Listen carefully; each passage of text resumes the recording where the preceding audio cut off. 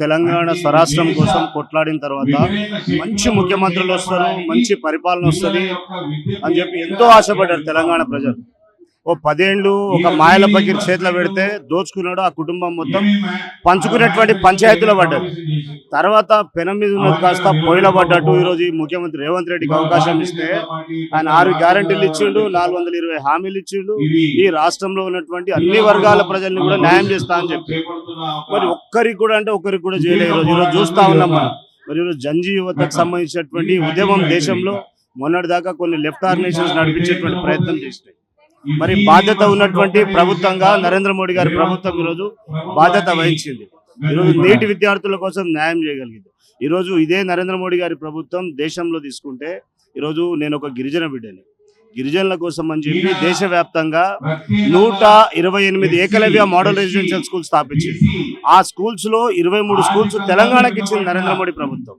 ఇదే రేవంత్ రెడ్డి ప్రభుత్వము ఈ రాష్ట్రంలో ఉన్నటువంటి ప్రతి పేద ఎస్సీ ఎస్టీ బీసీ మైనార్టీ వర్గాల యొక్క విద్యార్థులకి మేము అధికారంలోకి వస్తే ఫీజులు మొత్తం మేమే భరిస్తామని చెప్పి, రియంబర్స్మెంట్ చేస్తామని చెప్పి, విదేశీ విద్య కోసం అని చెప్పి నిధులు ఇస్తా అని చెప్పి ప్రభుత్వం. మరి ప్రధానంగా ఈరోజు చేవెళ్లలో ఎస్సీ ఎస్టీ డిక్లరేషన్ పెట్టి ఆ డిక్లరేషన్ లో విద్యాజ్యోతుల పథకం అని ఒక పథకం పెట్టిండు ప్రత్యేకంగా. ఆ పథకం ద్వారా 10వ తరగతి చదివితే 10,000 ఇస్తా అన్నాడు ఎస్సీ ఎస్టీ విద్యార్థులకి. డిగ్రీ ఇంటర్ పూర్తి చేస్తే 15,000 ఇస్తా అన్నాడు. డిగ్రీ పూర్తి చేస్తే 25,000 ఇస్తా అన్నాడు. మరి అదే పీజీ పూర్తి చేస్తే 1,00,000 రూపాయలు ఇస్తా అన్నాడు. మరి అదే ఎంఫిల్ పిహెచ్డి పూర్తి చేస్తే 5 లక్షల రూపాయలు ఇస్తా అన్నాడు. దాంతో పాటుగా ప్రతి మండల కేంద్రంలో కూడా ఈరోజు ఎస్సీ ఎస్టీ విద్యార్థుల కోసం గురుకుల పాఠశాలలు ఏర్పాటు చేస్తా అన్నాడు. అది చేయడం చేతగాలి. కానీ రాష్ట్రంలో ఉన్నటువంటి గురుకుల విద్యా పాఠశాలలలో ఈరోజు విద్యార్థులు పురుగులన్నం తింటా ఉన్నారు, విద్యార్థులు అనారోగ్యాలకు గురవుతా ఉన్నారు.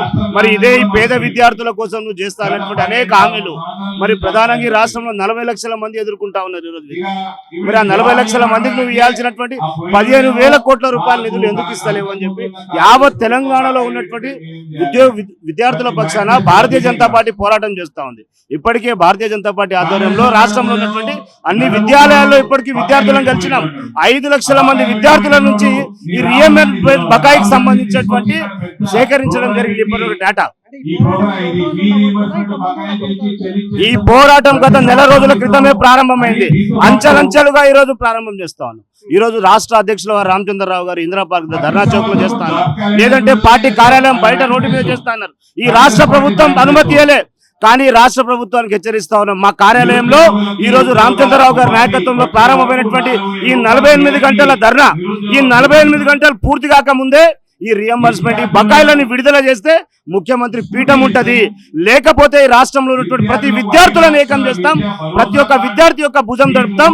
ఈ రోజు నీ యొక్క గడిలు బద్దలు కొడతాం ఖచ్చితంగా. రామచంద్ర అన్న యొక్క ఉద్యమం నువ్వు చూడలేదు ముఖ్యమంత్రి రేవంత్ రెడ్డి, నువ్వు అనుకుంటున్నావు ఈరోజు పార్టీ కార్యాలయంలో జరుగుతా ఉందని చెప్పి. ఈ పార్టీ కార్యాలయం కాస్త ఈ సంఖ్యలు తెంచుకొని రోడ్డు మీదకి వస్తే ఈ రోజు నువ్వు ఖచ్చితంగా నీ మెడలు వంచేంత వరకు కూడా పేద ప్రజల పక్షాన భారతీయ జనతా పార్టీ సిద్ధంగా ఉంది.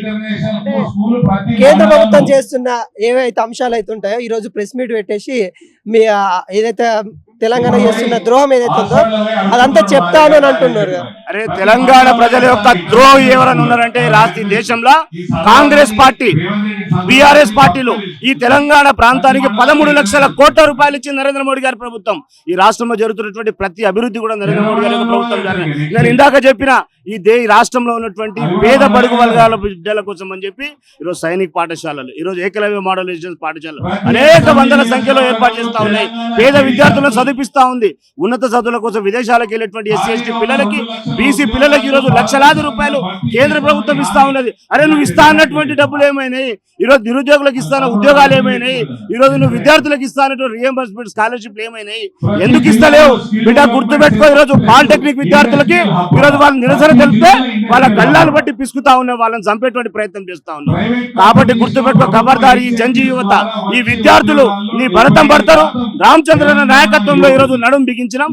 ఖచ్చితంగా రానున్న రోజుల్లో రేవంత్ రెడ్డి గద్దె దింపుతాం. నేను ఖచ్చితంగా ఈ 15,000 కోట్ల రూపాయలు రియంబర్స్మెంట్ వసూలు చేసేంత వరకు భారతీయ జనతా పార్టీ పోరాటం ఆగదని చెప్పి కూడా రేవంత్ రెడ్డిని హెచ్చరిస్తాను.